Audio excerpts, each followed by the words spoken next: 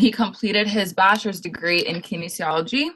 He's a certified health and wellness coach, nutrition coach, and movement coach, and crafted his company Thrive212 with the vision of helping others empower their lives throughout their mindset and health. So we'd like to present him, Juan Miolan. Welcome. Hey everyone, thank you so much for having me. And it's crazy that I have to follow up what Brian just did. Wow, that was incredible. That energy and what he was talking about resonated with me so much because it's so aligned with my message as well. And I might put this out there. I think he hacked some of my notes. I don't know. I'm just gonna put it out there. I don't know, Brian. I don't know, but I think he might have hacked some of my notes. All right.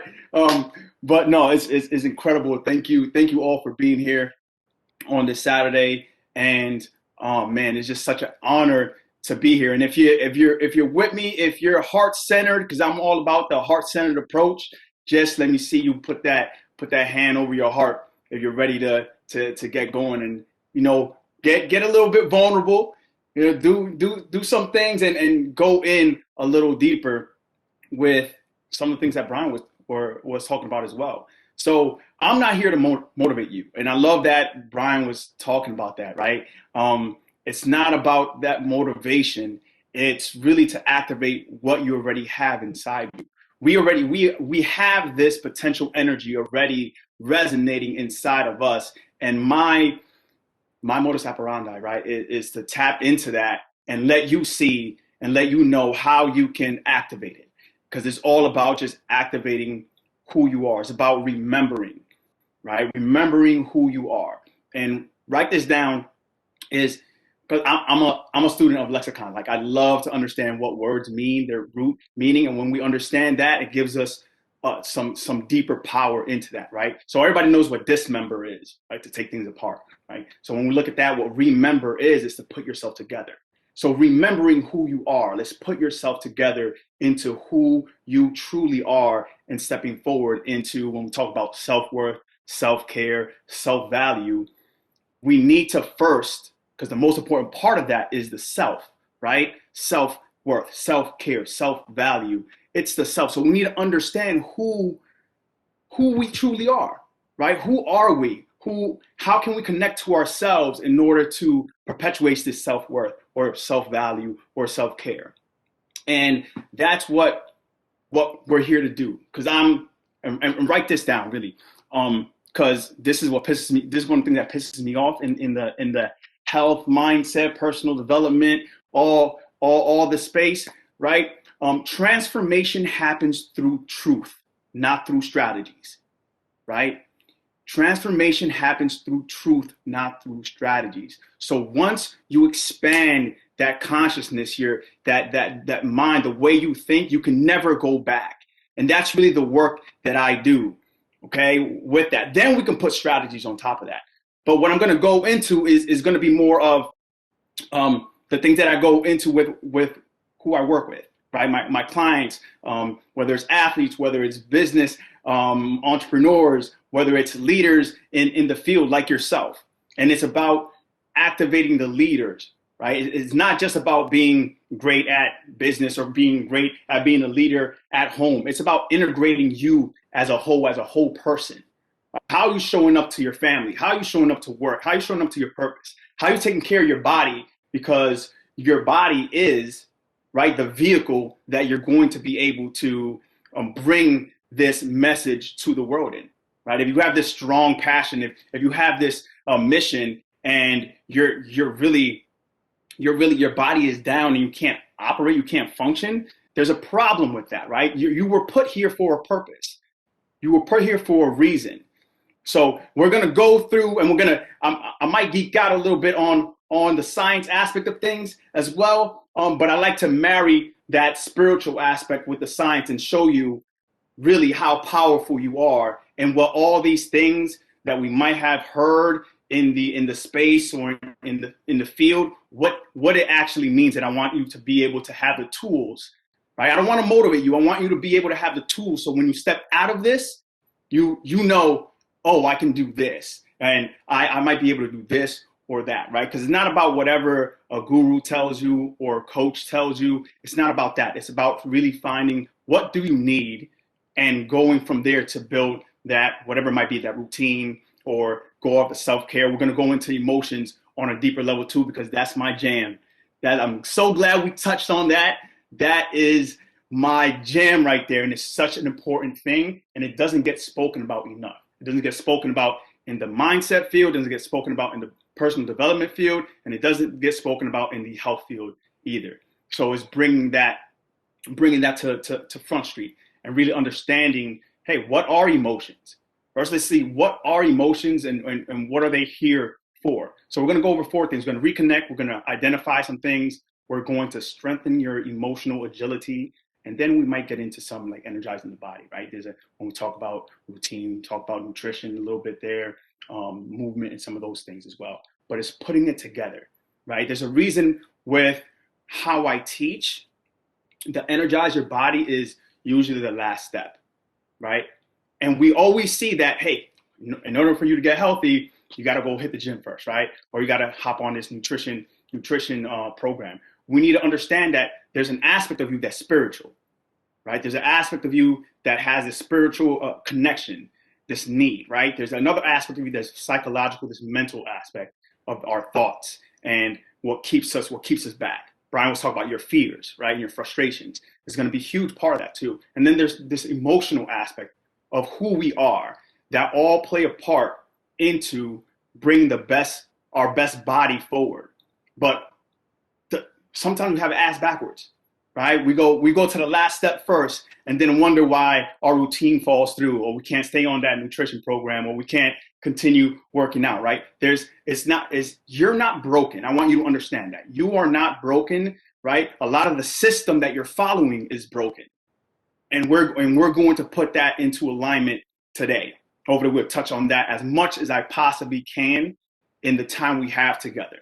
Right, that is my attention for everybody. That is from my voice to your ears, and I believe that there's a reason why we have a voice going into it. There's a reason. I always look at why nature kind of did things the way it did things, right? How nature or how the universe put things into perspective. How we're built. So there's a reason why I believe that the voice is located between the brain and the heart, and we'll get into this a little bit more, right? It means there's something called brain and heart coherence, right? Speak from the heart and align it with your brain, right? And now you are speaking with resonance, and you are touching individuals. So speak with confidence, speak with authenticity, and speak who you truly are, right? This is what this is here for.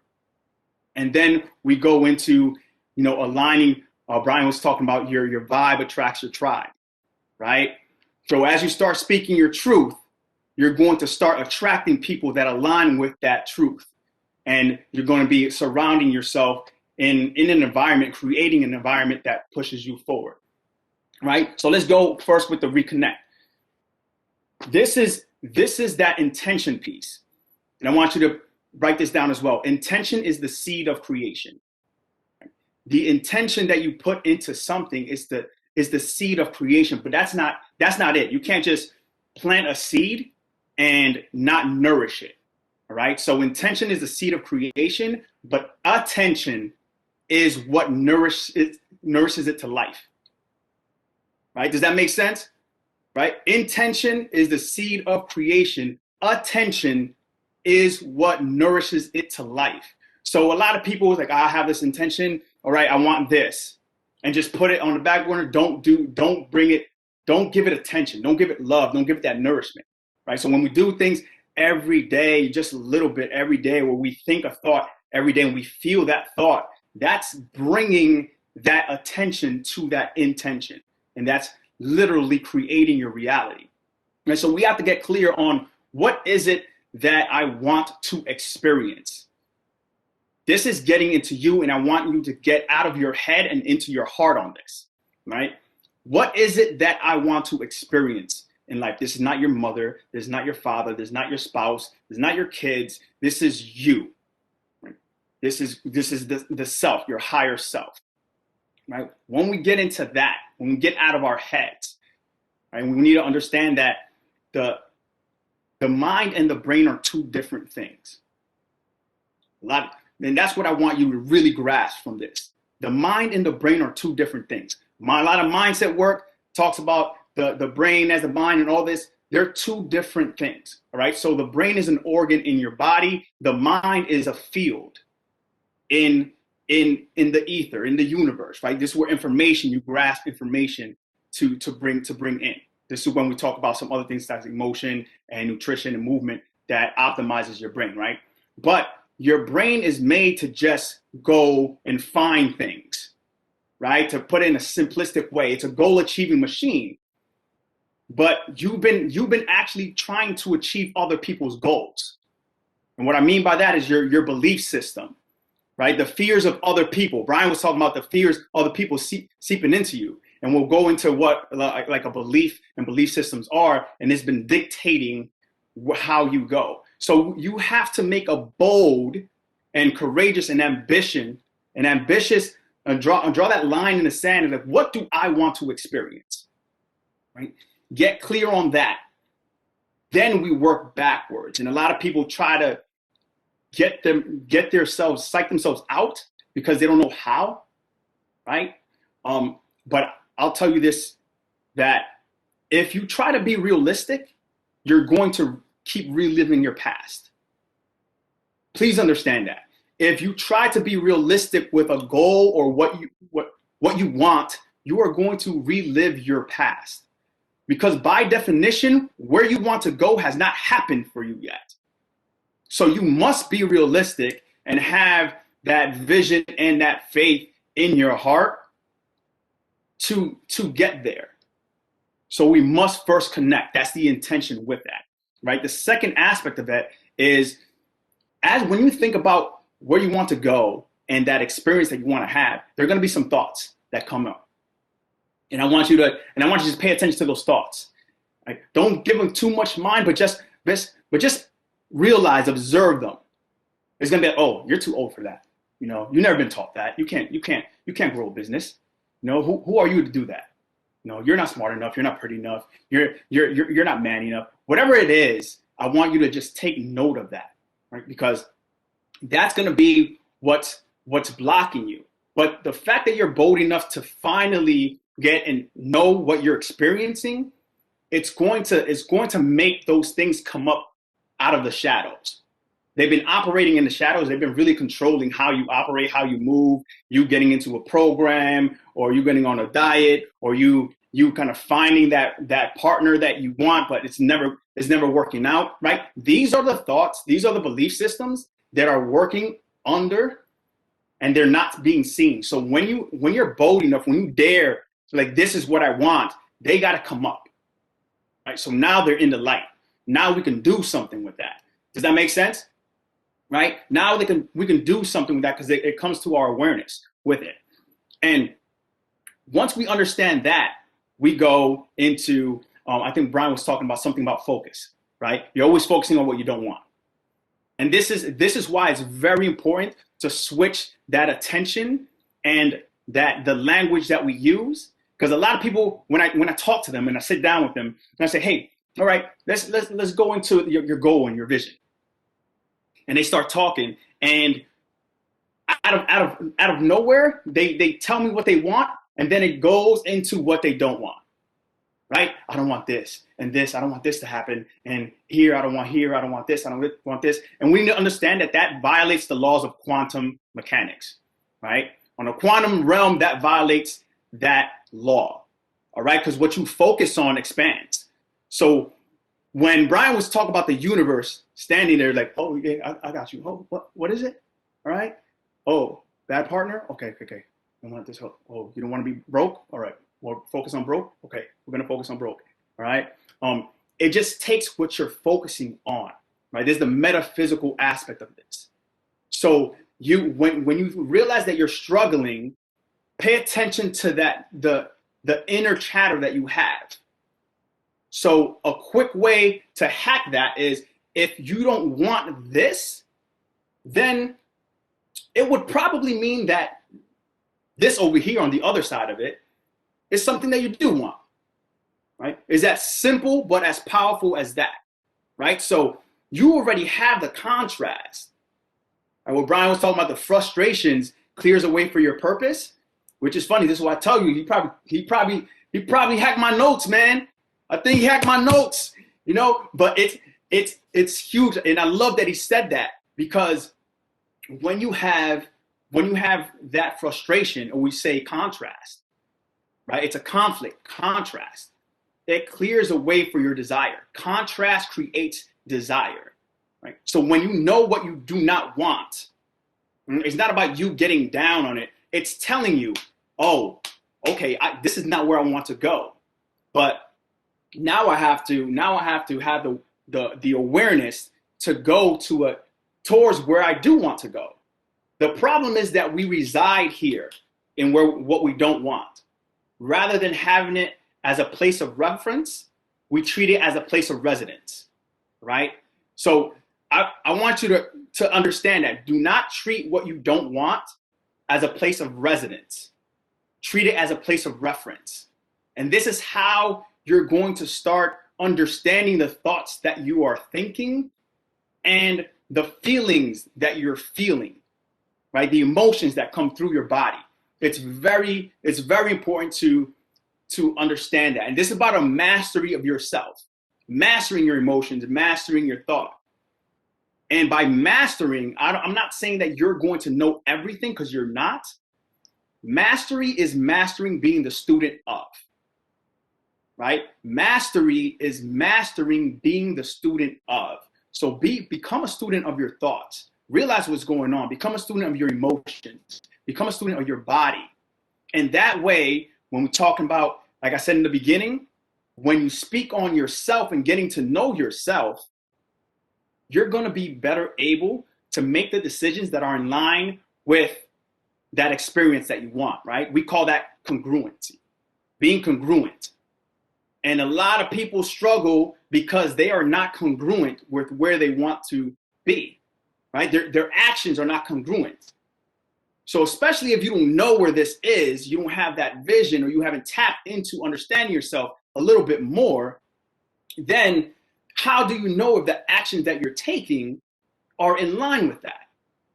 So in that simple step, that's going to be that connection to where you want to go. That's going to be your North Star. And we're going to tie back into that when we get into emotions, but that's going to be your North Star. And that's going to be very important to understand. So let's go back to identifying what these thoughts, right? Contrast creates desire, right? It creates what we want. It gives us an awareness of that. So understanding what holds you back, those thoughts that came up.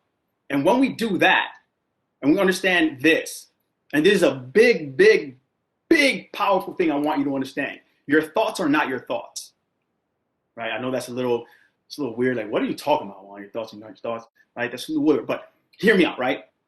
So your thoughts are not your thoughts, and this is important to understand. The beliefs, most of the beliefs that we have come from when we were very young, right? Or we were very impressionable, right?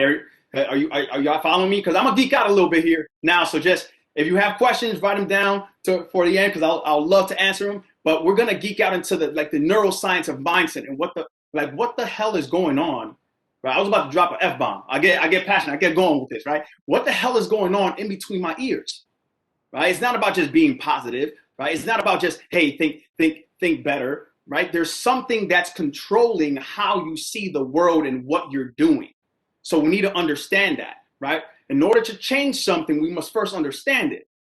So when we think about your thoughts not being your thoughts, and we go into the belief systems that were basically imprinted into you when you were younger, when we understand that thoughts come from a belief, right? The thoughts that you're thinking come from a belief, right? And since most of the beliefs that you're holding probably aren't really yours, the thoughts that you're thinking aren't your thoughts, right? So when we understand that, we can start to restructure how we want to think and how we want to act. And emotions are a big, big component of this. They're a huge, huge part of this. When we're going to get into that right after this.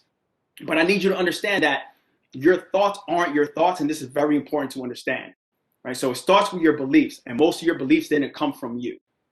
So it's about looking at, hey, what beliefs do I have right now that are in line with what I want to experience? And what beliefs do I have right now that aren't in line with what I want to experience? Right? Because your higher self, right? There's something about what we have and what we feel that's like this compass, right? If that feeling, if what you're thinking creates a feeling that's disempowering, that's not your truth. That's not somewhere along the way you accepted something that wasn't really truly you. Right? Does everyone get that? Right? Does everyone get that making that switch is going to change the trajectory in your world when you understand the thought process with that. Right? So as we start doing that, we want to get into the emotional component of it, right? And understand, hey, what are emotions and why do I feel a certain kind of way? Or why do I feel like I can't express myself? So first of all, we need to understand that we should have an emotional hygiene protocol, right? I say emotional hygiene because if I was to get a headache, if I was to get injured, if I was to roll my ankle or get a cut, there's a protocol that I'm going to follow, right? I get a cut, I got to wash it, I got to bandage it up, I sprain my ankle, I got to do a whole bunch of things to that. But we don't have a protocol in terms of our emotional state. So when I'm feeling depressed, or when I'm feeling anxious, or when I'm feeling frustrated, or when I'm feeling angry, what's my protocol for that, right? Because this isn't how I want to show up. This isn't my best self. So how do I get in my state, in my best state for that? Because when we start mastering our emotions, we start mastering our life, right? And this is why I love to harp on emotions, because we can do all the mindset work, or all the brain set work, I like to say, or mind flow work that we want to in a controlled environment. It's all cool. We could do the kumbaya thing. We can talk about, hey, this is what I want, and this is what I'm going to do, and I'm write this down, and right here, and do that. That's all cool. I'm not saying it's not important. It's a great step. But what happens when you step out into the world and things happen, and these things that are called triggers happen to you, right? You get triggered by the way someone speaks to you, or you get triggered when something doesn't go your way. Now you're not in a controlled environment anymore. Right? You have this emotional trigger here. And if we don't understand what emotions are, if we don't understand how to process them, then we get into big trouble. Because we revert back into our past selves. Right? So I'm going to geek out with you a little bit about the neuroscience behind that. All right? And talk about changing your past. And a lot of people say you can't change your past. I would like to contend with that. I would like to say that you can. Right? There are many things that I'm going to contend with that we hear all the time. So just get used to it. If you're going to hear me speak. There's a lot of shit out there that is just not. I don't see it as the capital T truth. Right? So what a trigger is that your brain takes something that's happening in the present state, and it says, oh, that looks similar. Right? Let me go back and let me see how I reacted to something that was similar to this, and let me bring that action to the present, right? And this is why I say do not be realistic, because your brain always operates through a loop, right? It operates through a loop through past data. So how you change your past is you can go back to what triggers you, and as simple as looking into that and seeing, how do I want to show up when something like that happens, right? And going back, and this is getting a little esoteric with it, but going back and being that friend, that mentor, that mother, that parent, that father, whoever that friend, whoever it was that you needed in that time of vulnerability that you didn't get, going back to that point and being that for yourself, right? Because you can't change the event that happened, but you can change the experience, right? So the physical part of that event, you cannot change. And I think this is what people talk about. You can't change your past. But we are all we are all a product of our experiences, right? So an event doesn't have any real tie or ulterior motive. It's just an event. But now the meaning that we give that event has all the power. So when you go back and you switch the meaning of that event, right, you switch the experience. And if we can understand that we are a product of our experiences in our present state, and our present state is making our future state, then when we go back and change that experience, we can say, well, I'm changing the person that I am at this present state because I changed that experience that has happened to me. And right there, we're starting to change how we react to that said trigger, right? And that's important to understand, because if you do all the mindset work that you want to, or read all the books that you want to, and don't tap into that emotional state and understand your emotions, you're always going to be at the whim of external factors, of what happens around you. And you're always going to be triggered back into your past self when you're trying to create something new. But really, a trigger is robbing you of your present state, right? An untamed trigger is robbing you of your present self. So that's important to understand. And then understanding, okay, what are emotions? What are these things that I'm feeling? So I want you to think about two states of emotions, right? You can only be in two emotional states. You're going to be in a powerful emotional state or a disempowering emotional state. And this is going to be tied directly to what, if you go and do that work in terms of what you truly want to experience. So your higher self wants to experience you as the best you. And every time that you don't step in alignment with that, or something happens and you have a certain kind of meaning or attachment to that that's disempowering, you're going to have a negative emotion, right? We call it lower vibrating emotion, right? Think about anger, frustration, think about jealousy, and all these things, anxiety that you don't want to feel, right? That is not that there's something wrong with you. It's guiding you into, okay, this is a disempowering state, and it's giving you, it's like a signpost. Emotions are your messengers. And my beef with the spiritual field and aspect of that is sometimes they make you feel as if you shouldn't feel any negative emotions, right? But we need to understand, if we repress any emotion, that means we're repressing and we're not understanding ourselves. If we push it to the side, that means we're actually skipping the very essence of what a spiritual journey is. And we're all in a spiritual journey.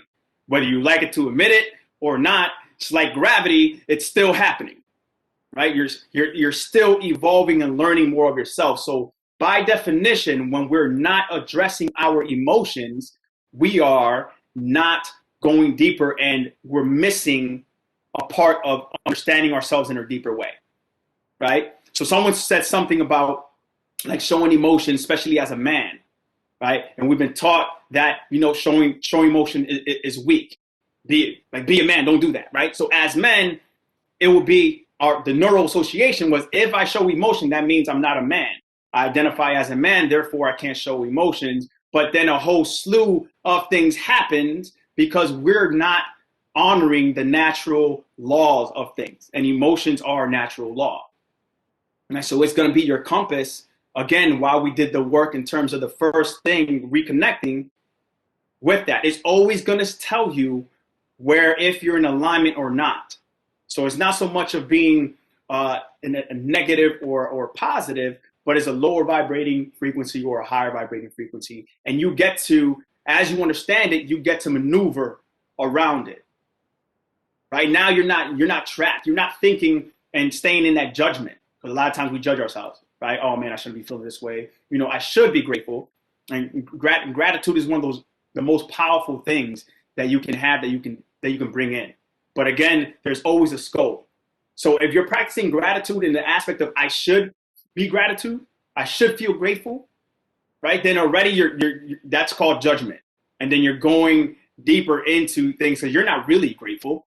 You just feel like you should be grateful because you have this thing and you don't feel good, but you should feel better because like you should be grateful, but you don't feel grateful. Then you have all this matrix and you're just staying down there. It's like, no, right? You want to think about the ladder system of emotions, right? So if you're feeling shame or guilt, great, like gratitude is up here, right? So that's a big jump, right? It's like you come in and we're playing and you're learning how to play basketball. And I was like, all right, let's go. There's a little bit of dribbling drills. You're like 12 years old. You haven't really played before. Like, oh, let's work on some dunks, some windmills, some east base between legs, right?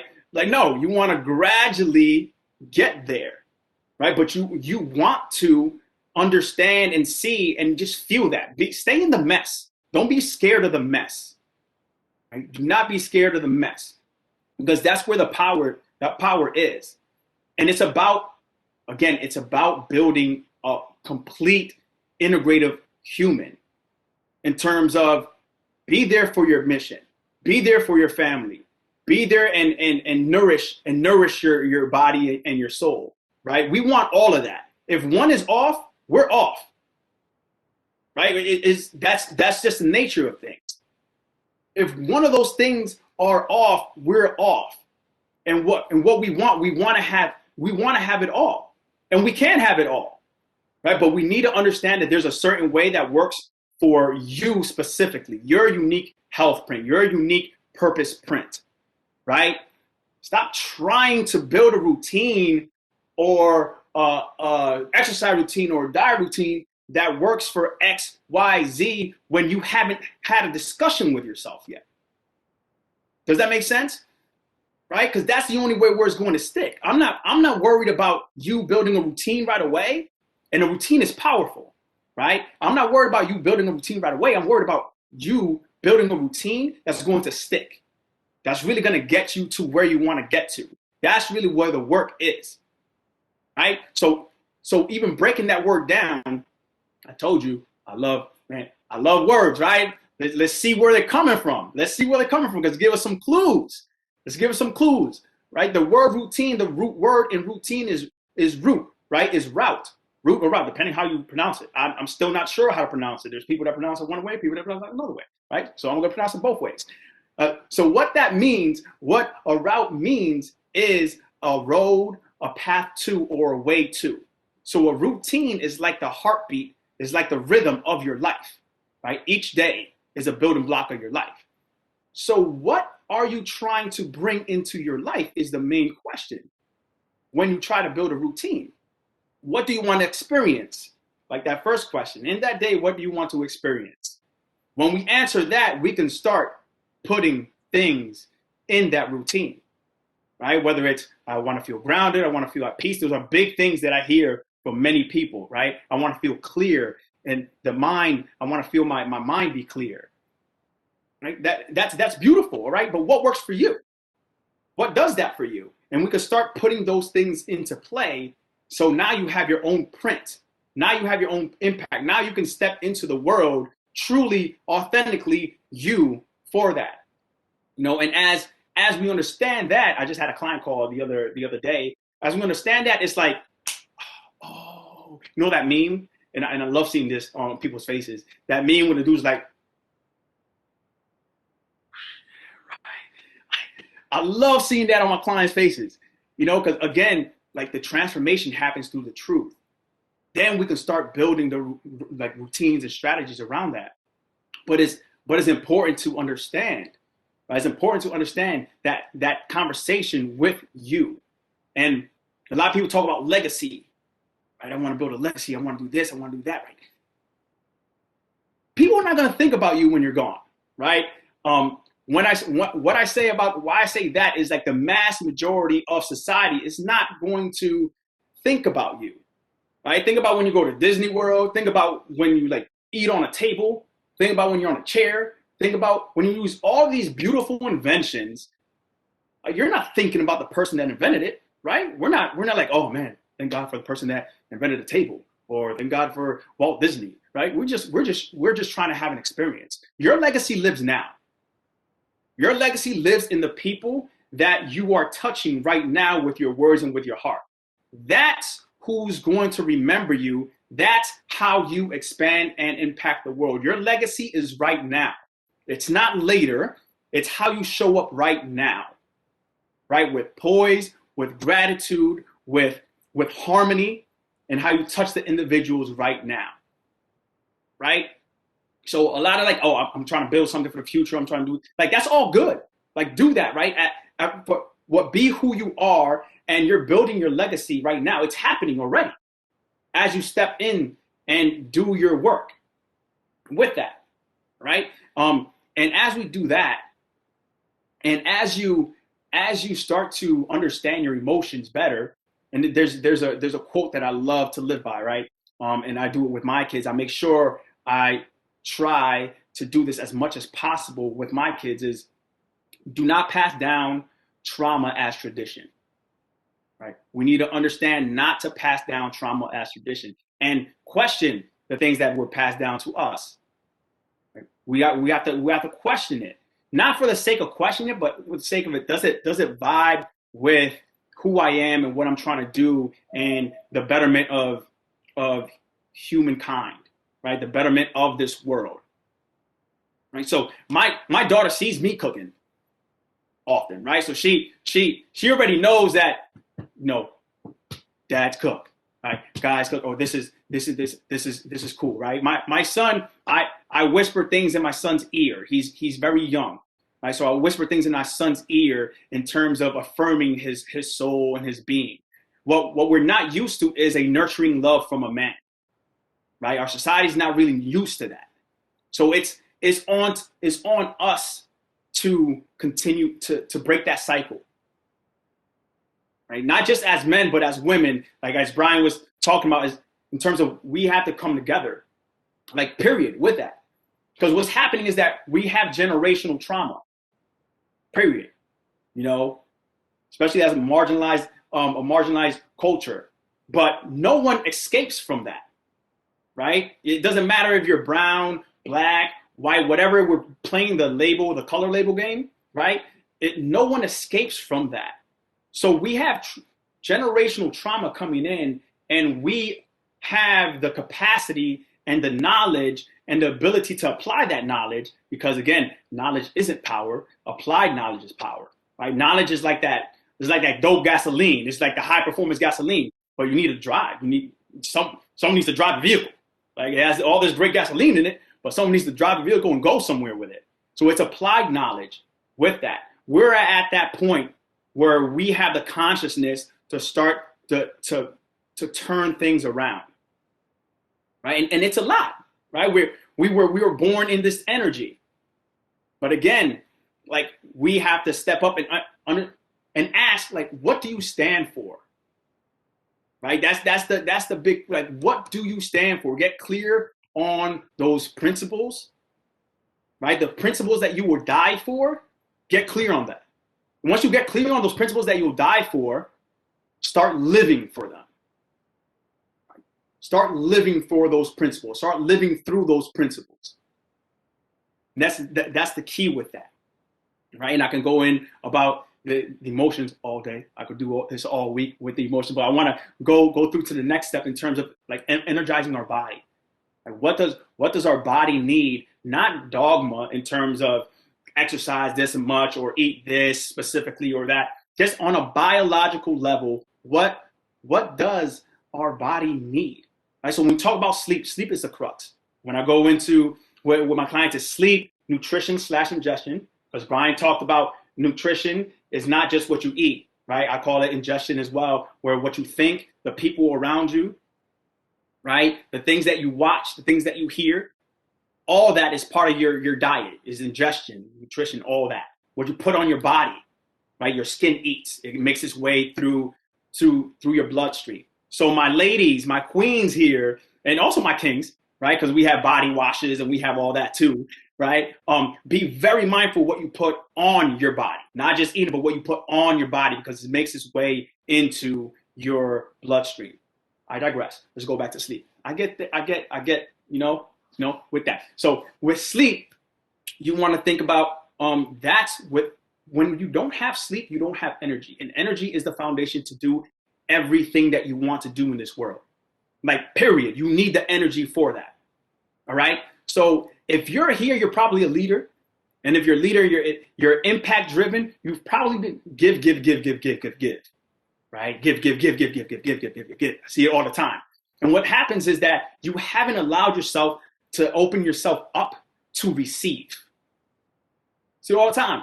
So a quick way to understand, hey, do I block my blessings? Do I block things from coming my way? Think about how you feel or how you react when someone gives you a compliment. Right? Someone's giving you a compliment and you're probably like, no, it's nothing. Or no, thank you. Right? It's like, back for them, thank you, no, thank you. No, like you never really receive something, able to receive something.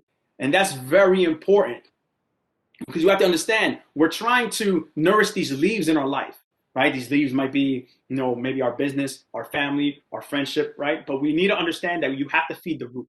You are the root to everything in life that you love. You are giving that all the energy and light that it needs. You are the root system for that.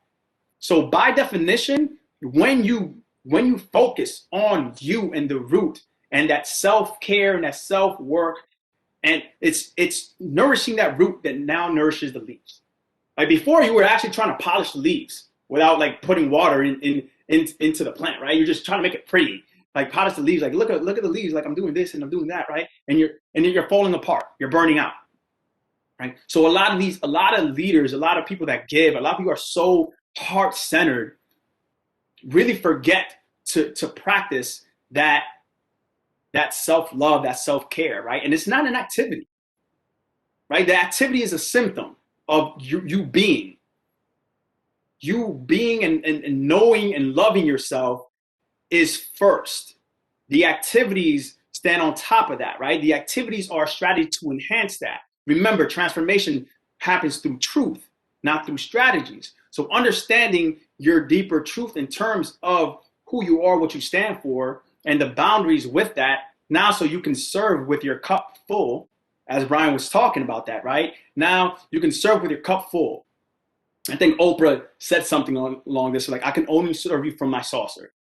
Right? So I have to be full of myself, overflowing, in order for me to serve you with that. And again, that receiving mode is a simple but yet overlooked part of it.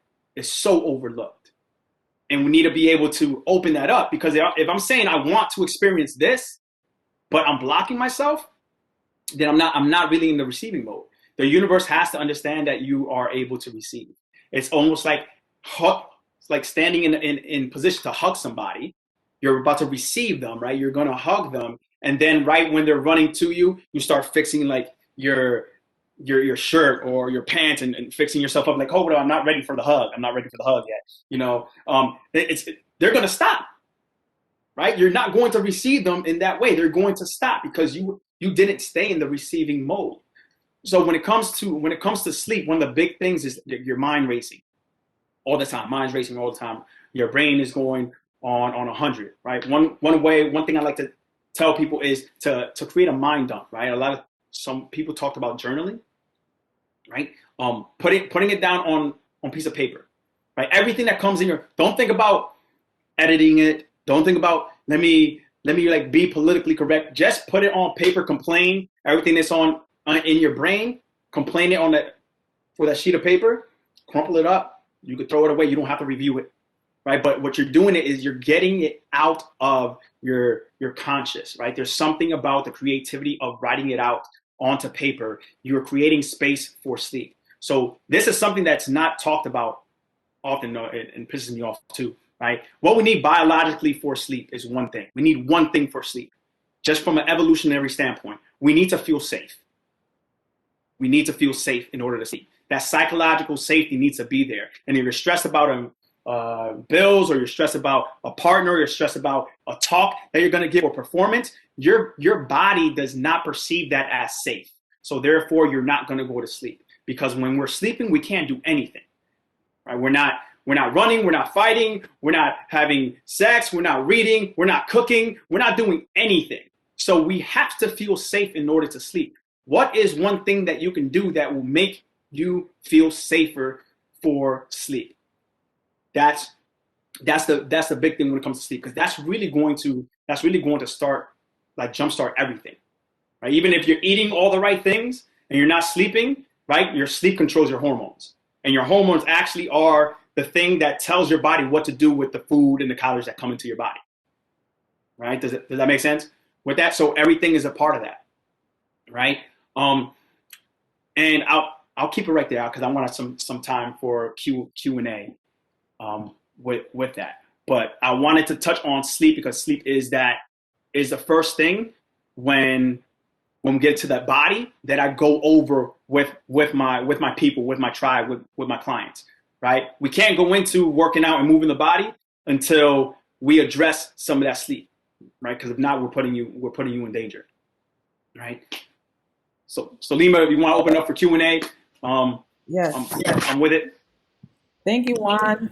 If anyone want to share anything, ask any questions, comments, could you put it in the chat? Put your name.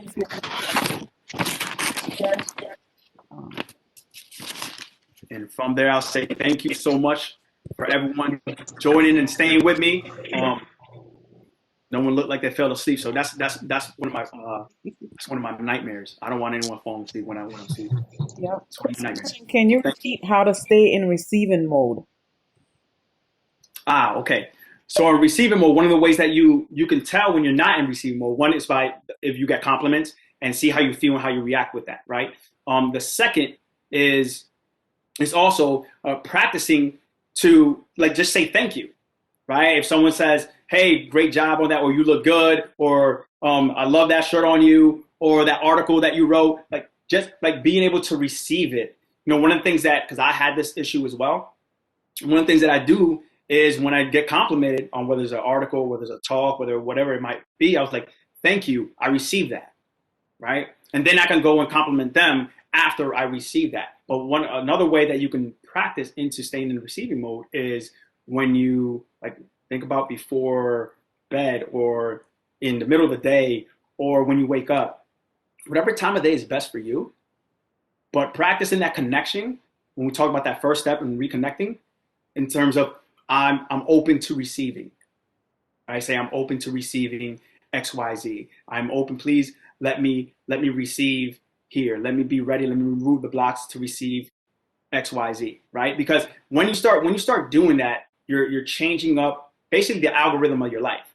Right? We talked about what you focus on expands. When you start focusing more on the things that you're grateful for and that you're looking to attain, you're opening yourself up to that possibility. Again, you're giving that life with that. So that's one way to practice that receiving mode and step into that receiving mode. All this is very simple. I think a lot of people overlook it and think that it's not powerful because it's simple. A lot of times we get caught up with something having to be super complicated, but the method is not complicated. What's hard is our own attachment to our past selves, right? Our own attachment to our past habits. And why it's difficult to change sometimes, and Brian alluded to this, is that you're stuck and you're around your friends and your family that you want to bring with you. Mm-hmm. Right? You have to understand that you can't bring all of them with you. Right? So your brain, and I want you to write this down, your brain can see what you're going to lose. It can see what you're going to lose.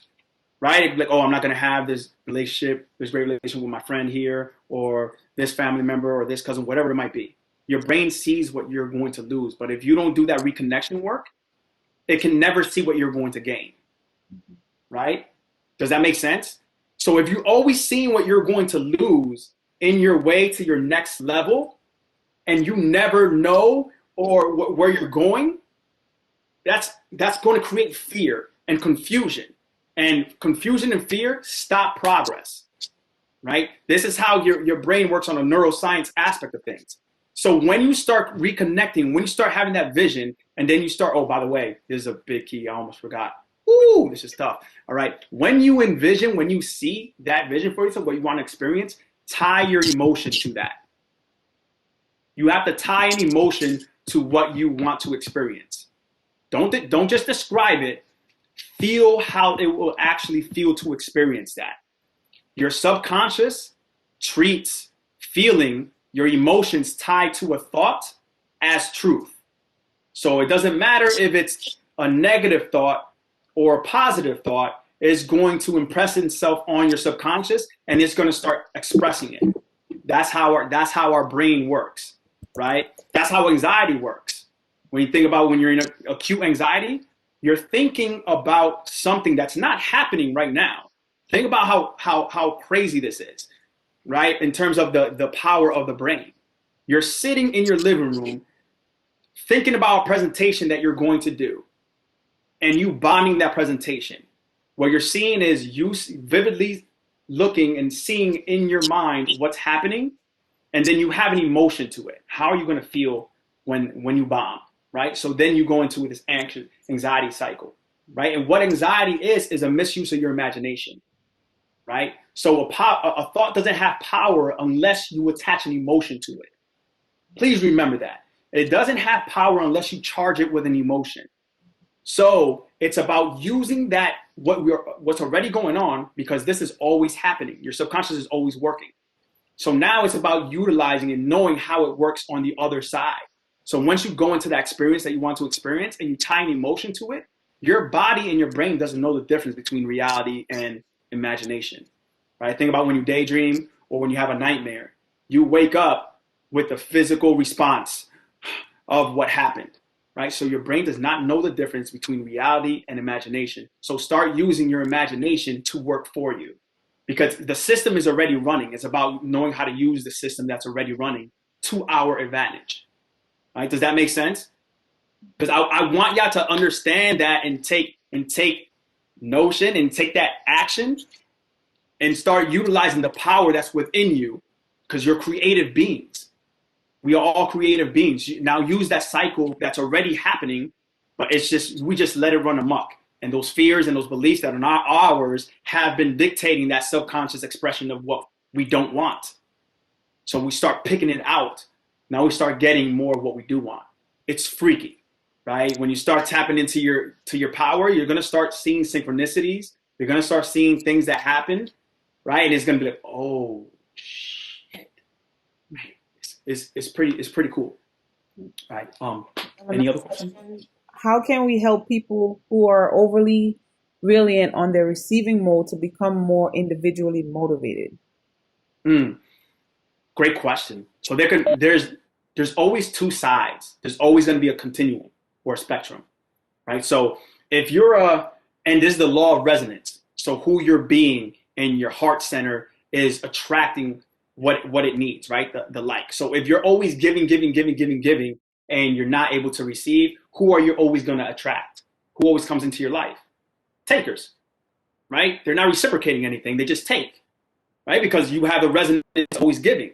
So when you have someone that's always giving, they're just taking, and you notice that they're showing up in your world. First, you got to think about, how are you showing up, right? Are you just always giving on that?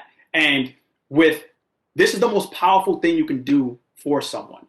You can let them have responsibility over their lives, right? And what Brian said is so powerful as well, in terms of they're going to see how you operate. And when they see how you operate, on that energy level, they can either make a decision to step forward and be on that journey with you, or step away, or they still need more process, right? But a lot of times we try to force people, and we want them to be something that they're not ready to be just yet, right? So everybody has their journey, and respecting that person's journey is the best thing you can do for them. Because if I would have came to myself like 10, 15 years ago, speaking what I'm speaking now, like, get out of my face, man. I'm trying to ball. Right? I'm trying to play ball. What are you talking about? Like, talking about this subconscious, this, subconscious, that. I'm trying to get these buckets, So it's always respecting someone's path and someone's process. You can do that by being the actual example, and not having anything attached to that, to them doing or not doing anything with you, right? That's how we start getting into that unconditional love, where you can let someone be them and you're vibrating, you're getting up here, and they're still down here, and you can still have love for them, but you're creating that healthy boundary. Like, no, thank you, I'm actually going this way. But like, I have love for you, and the door's always gonna be open if you need it, right? I hope that answered that question. Yep. Actually, another private question. How can one stay focused on engaging in emotional hygienic protocols in dealing with the current pandemic? All right, so this is going to be just super oversimplistic, and I don't want to just want to say that and not address it. So you have to make a decision. You have to. It's not going to be. There's a lot of things going around, right, around us, but you have to make a decision of how you are going to show up, right? And again, the root meaning of decide, a decision, to decide, right, is to cut out, right? An incision means to cut in, a decision means to cut out. So when you make a decision, it's how you're going to show up. And 99 doors available, you go through one, right? That means you omitted 98. That's a decision with that. So you make a decision on how you will show up. And you need to understand that your principles cannot be determined by your circumstances. This is one of my life philosophies as well. Like, my principles do not change because my circumstances change. So right now, what a lot of times when we struggle with kind of some things that we know we should do for ourselves, like that discipline, and I get this a lot. I want to be more disciplined. I want to be more disciplined. All right. The discipline, the root word of that is disciple, which means a love of. You can't have discipline without passion, right? You cannot have discipline without passion. So in order for you to be disciplined in something, you have to first understand who you are and what you want. And when you understand who you are and what you want, you cannot be someone that you're not. Does that make sense? Right? Because if I understand that, hey, I'm going to be there for my family, I'm going to be there for my business, I'm going to be there for my clients, from the people, right? This is what I am. This is what I do. I'm not going to be out drinking and out partying, because that's just not in alignment with who I am. So from the outside looking in, it looks like I'm super disciplined. And I'm just going to say that it's not me to be any other way. So discipline gets imposed into when you understand who you are and what you're here to do, and you get straight on that connection and that principle, and learning more of who you are and what you need, right? Does that make sense? Right? With that, because a lot of people get caught up with discipline. That's one that I see a lot. Thank you, Juan. That wraps up our time for this session. I'm going to bring Riley on next to let us know more information. I'm proud of you, Juan, especially you being a SUNY Cortland alum and someone who helped me be a part of Move as a student when I was alum here. I'm just so proud. So thank you for coming back. Riley, take it away.